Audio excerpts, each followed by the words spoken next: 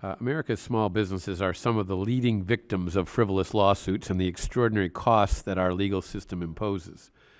Every day, local business owners have lawsuits filed against them based on claims for which they are ultimately not responsible. These lawsuits impose a tremendous burden on small businesses and on our economy as a whole, as America's small businesses are major drivers of the U.S. economy. Just 2 weeks ago, the House passed the Lawsuit Abuse Reduction Act to help rein in frivolous lawsuits. Enactment of that legislation will help eliminate some of the abuses that exist in the federal legal system that harm small businesses in particular. The bill we are examining today, the Fraudulent Joinder Prevention Act, will also help address a litigation abuse that regularly drags small businesses into court to answer for claims to which they have no real connection.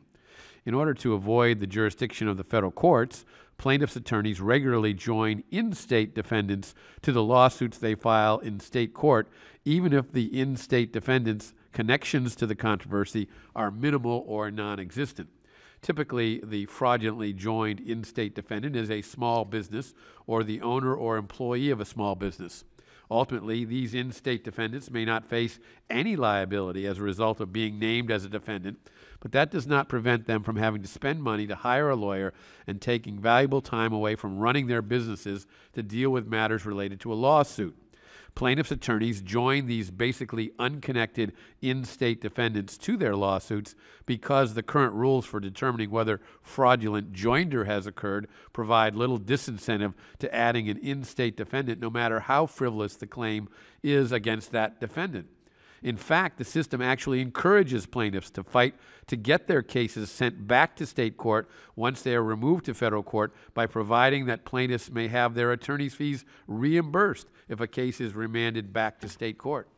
The Fraudulent Joinder Prevention Act attempts to bring some balance to the federal court's determination over whether a case that has been removed from state to federal court should remain in federal court.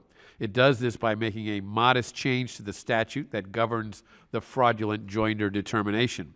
The change is modest because it merely requires federal judges to apply concepts to the fraudulent joinder determination that they already regularly use in other areas of the law. The bill provides that the standard judges are to use in determining whether a defendant has been fraudulently joined is whether the plaintiff states a plausible claim for relief against an in-state defendant. This plausible claim for relief standard is already used by federal judges in determining whether to grant motions to dismiss. Additionally, the bill allows judges to determine whether the claims against an in-state defendant are made in good faith. Again, judges are already asked in other areas of the law to examine a party's good or bad faith. Nothing in this bill forces a judge to decide issues in favor of a defendant or creates a new standard that federal judges and litigants are not already familiar with. I look forward to the witnesses' testimony on this common sense legislative proposal and any suggestions that they may have for ways this legislation can be improved. Finally, I want to thank Representative Buck for introducing this bill to help level the playing field for defendants when questions regarding fraudulent joinder arise. And I yield back.